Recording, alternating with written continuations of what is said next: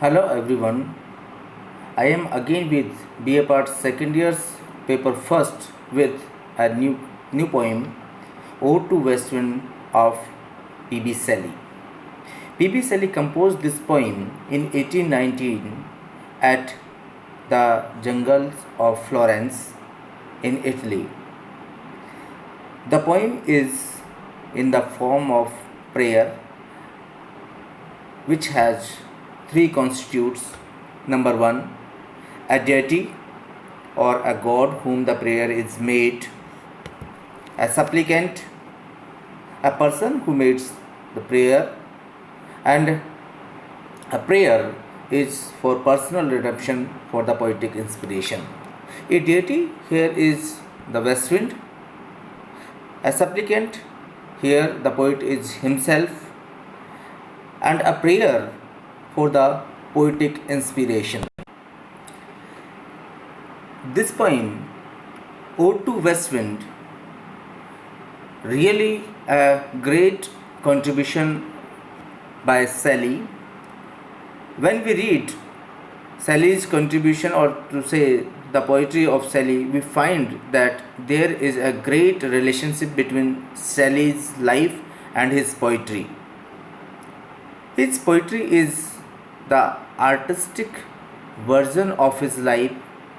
If we write a story of the one writes, we find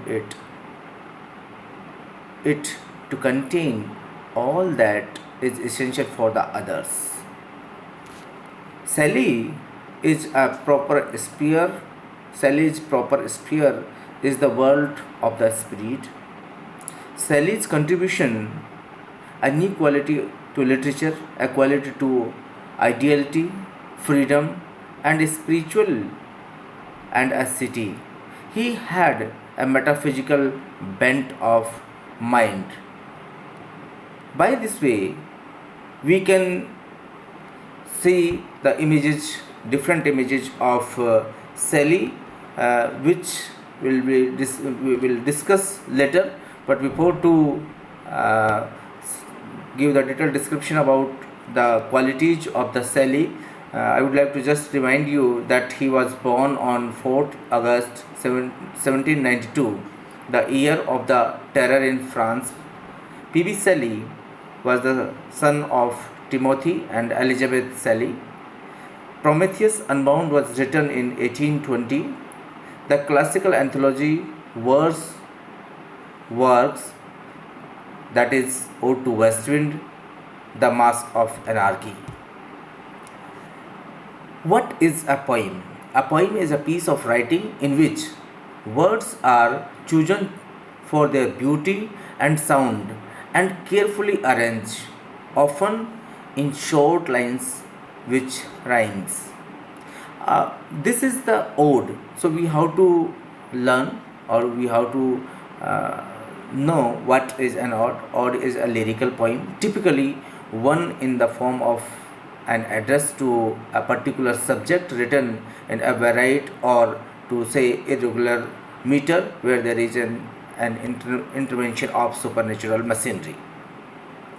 Ode to West Wind.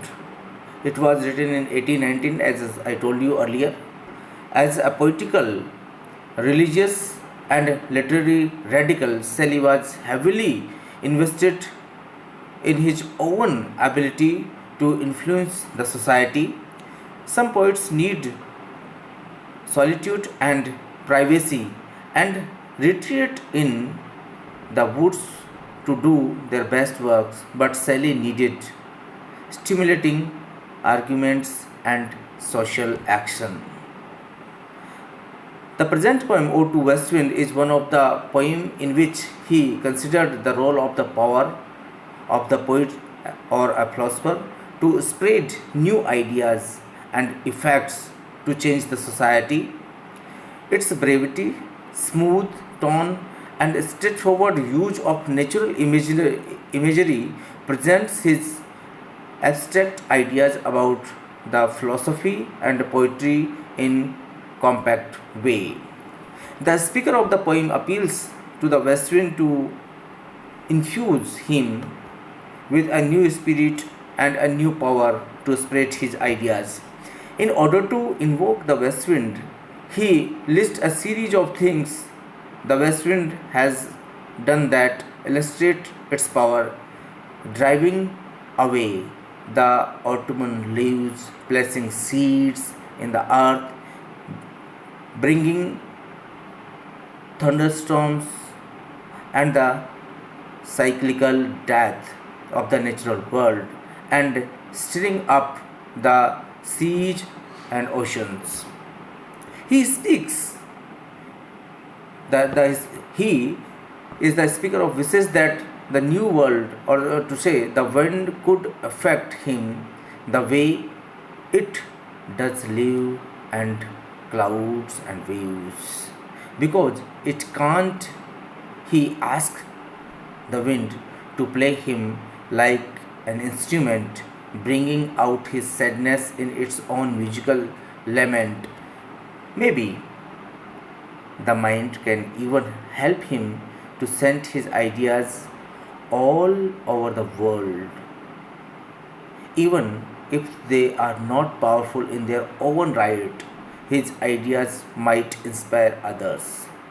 The sad music that the wind will play on him will become a prophecy. The west wind of autumn brings on a cold, barren period of winter. There is some sort of symbols: the west wind, the dead leaves, the funeral songs. Form of the poem is ode, terzarima. Theme: man and natural words, transformation of morality. The message of this poem is the Shelley praised the west wind to spread his own words among the mankind like the ashes and sparks from a hearth where the fire has not died out. Likewise, the worst days will followed by happy new days. This is the autobiographical touch of the poet. The poet preserved the dream and ideals of his boyhood. It seems possible to sweep over the heaven as a companion of the wild west wind. The present poem, Ode to West Wind, established him a variety, or to say a series of categories which are the good quality of Shelley. This poem proved himself as a poet of love. Shelley was one of the supreme poets of love because to him love is transcendental force kindling all things in beauty. His conception of love is intellectual or spiritual. As a love poet, he is differs from Byron, Keats, and other poets of his age. He sings the deepest passion of human. This poem is also, or to say, the poems which he wrote in his career also established him as a poet of beauty. Shelley's poems are governed by the law of beauty, which is the manifestation of love and heavenly vision. To his imagination, beauty was the degree of negation in fixed form. He worshipped beauty. It also established him as a poet of light. To Shelley, the whole was bathed in the light of heaven. But he believed that his vision draped in the light and glory of moon and stars, sunset and golden moon, rainbow and twilight. As a poet of nature, Shelley wrote poems under the influence of William Wordsworth. Unlike Wordsworth, Shelley looked upon nature as a veil hiding its refulgence. If Wordsworth spiritualizes nature, Shelley eternalizes. Wordsworth was the lover of peace and silence and the felicity of the mountain. On the other hand, Shelley delighted in the timeless energy of west wind, which is at once destroyer and a creator. As a lyric poet, Sally is in as a lyric poet, Sally is and will remain a lyrical poet par excellence for his readers. Lyricism is the keynote for Shelley's poetry. He was the supreme lyrical genius for the readers of Westwind proved Shelley as if revolutionary poet as well. By this poem, because he did not believe in the customs and the conventions of the world, Shelley says that he was Shelley was the singer of unborn utopia. He was a little interested in the past. His eyes were fixed intensely on the future to renovate the world, to bring about the golden age was his constant aim. By these lines, we can imagine, oh wind, if winter comes, can spring be far behind, which is the sign of hope or future. In this poem, to say, if we summarize or to say the way study this poem in summarized way, so in the first stanza, the poet implores the west wind to listen to his prayers as a assay to his request. He describes the dual power of being the destroyer of the dead leaves and the preserver of the seeds that the west wind possesses. She drives the dead leaves over the earth and thus proves to be a great destroyer. At the same time, drives the seeds into her current and buries under the ground where they lay to say dormant or to say sleep throughout the winter. Her Azure sister Jefffer, or to say west wind of the spring, revives the seeds by making sprout of the flowerings, the plants, and she therefore proves itself as if a preserver. In the second stanza, the poet says that the poet describes the effect of west wind over the sky, or the to say the current drives of the clouds over the sky, the blue sky, the lock of the approaching storms spread the blue sky like the bright hair standing erect upon the heads of the some firmament. The west wind is tolling the funeral songs of the dying years. The dense dark vapor of the clouds will construct the graves of the dying years, and the black night will prove to dawn over the graves. जो poet है यहाँ पर आप देखेंगे तो कि जो पश्चिमी हवा है वो किस तरीके से स्काई के ऊपर अपना इम्पैक्ट छोड़ता है, और उसका जो प्रवाह है, जो स्काई के अंदर जो क्लाउड्स उड़ रहे हैं, तो उसका जो घटनाएं जो लगती है as if it's looks like as if भयानक राक्षसी जिसके कि चमकीले बाल एकदम सीधे खड़े हो जाते हैं। पश्चिमी हवा की समाप्ति पर as if it looks like dead song, death song. बादलों का जो एक एक एक एक घना काला जो एक ग्रुप है, वो ऐसा लगता है जैसे कि एक कब्र बनाया गया अंधेरी रात के गुंबद के रूप में प्रतीत होता है। इन द थर्ड स्टेंजा जो पोइट है वो किस तरीके से जो मेडिटेरियन सी है उसके ऊपर जो समर्स में किस तरीके से उसको नींद से जगाती है, समुद्र की जो रोमन महलों की जो बुर्जों को और चमकीली जो सतह है उस किस तरीके से ऊपर उठी हुई है, उसके बारे में डिस्कस करता है। He says that the spirit of the sea observe the old Roman places and towers, and the sea them reflects more the bright surface of the sea. So this is a wonderful idea in this poem. This is the wonderful description of the west wind.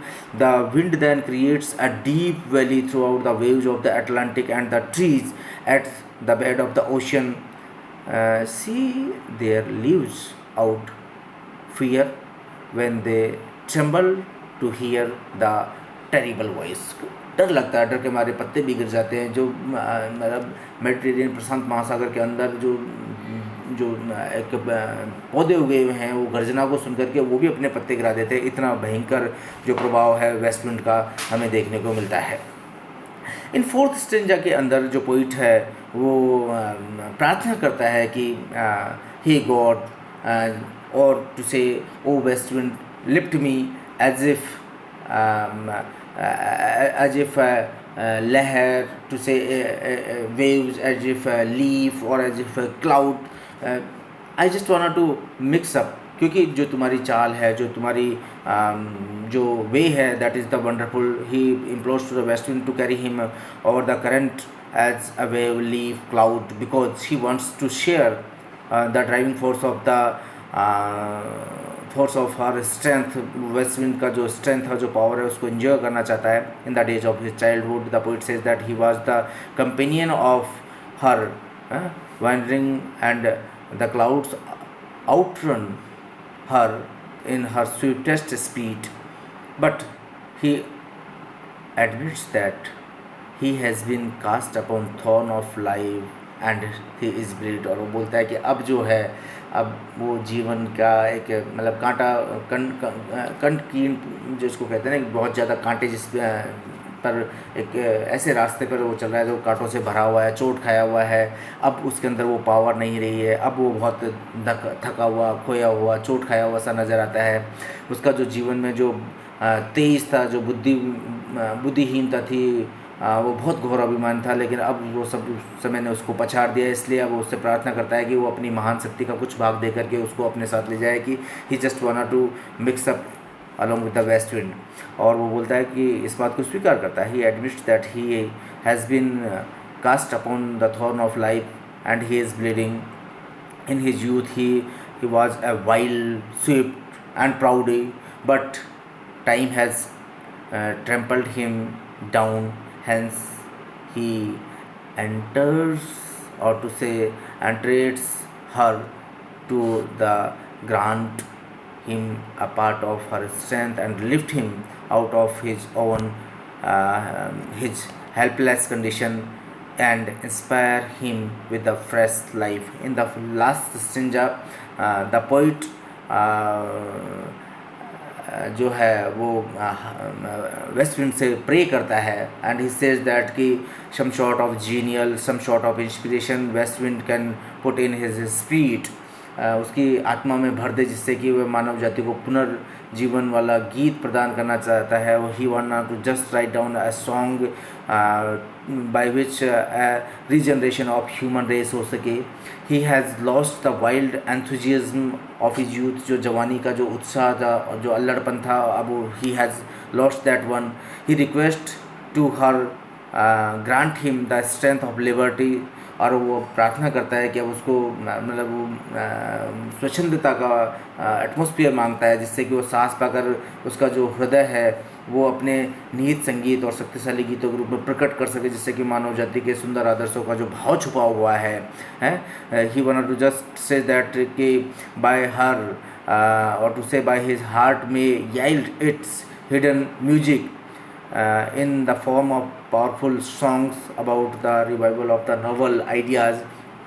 So जो poet है वो पूरी तरीके से अब अपने आप को यहाँ कमज़ोर महसूस करता है, एंड ही सेज दैट कि no, it is a wonderful thing for me if I want to, he says that I want to be a part of the nature. So this is the brief summary of the poem about it is a detailed introduction about the poem, the brief summary of the poem, and the contribution of Shelley and the quality of Shelley I have given to you in this lecture. Thank you very much for listening this lecture carefully. Again I will be along with a new lecture with the critical appreciation of this poem Ode to West Wind and the detailed description of the poem Ode to West Wind. Till then, bye bye.